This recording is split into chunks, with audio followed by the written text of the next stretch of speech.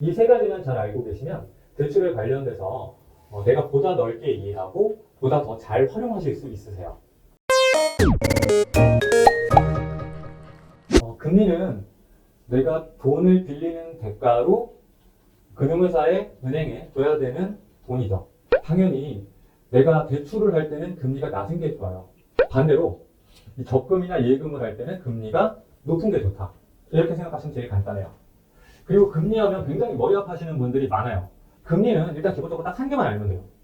이게 바로 기준금리인데요. 기준금리는 즉 우리나라 정부에서 발표하는 금리라고 보시면 돼요.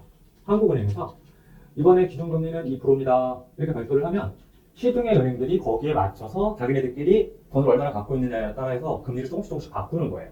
그 다음에 두 가지만 더 아시면 돼요. 하나는 기준금리는 계속 변하거든요. 한국은행이 발표할 때마다 0.5%씩 오를 때도 있고 내릴 때도 있고 동결돼서 똑같을 때도 있어요.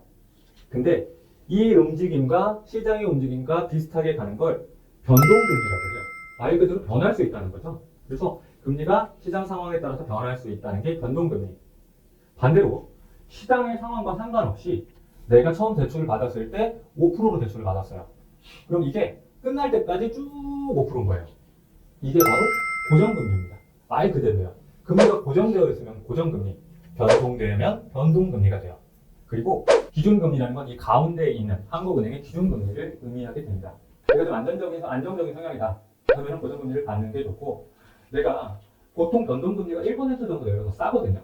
0.5에서 1%더 더 싸요. 그래서 나는 좀 더 효율적으로 가고 싶다. 그러면 변동금리를 받으시는 게 더 이익입니다.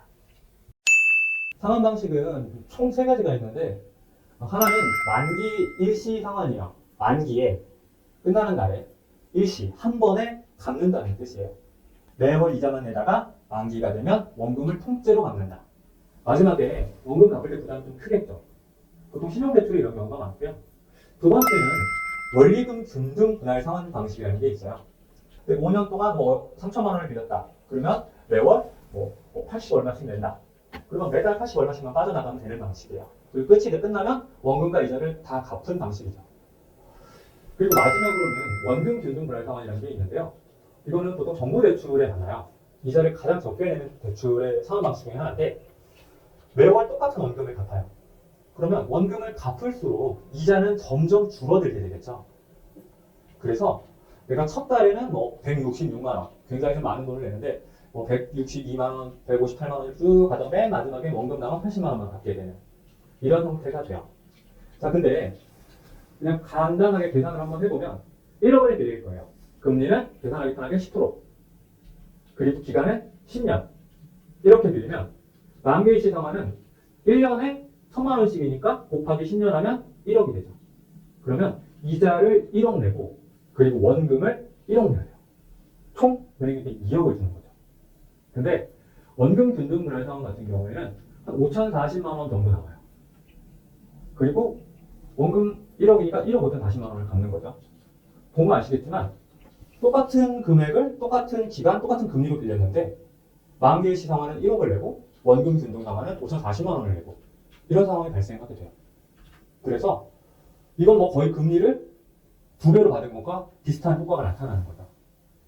그래서 그럼 무조건 만기일시 받지 말고 그럼 무조건 원금 균등을 받아야 되느냐?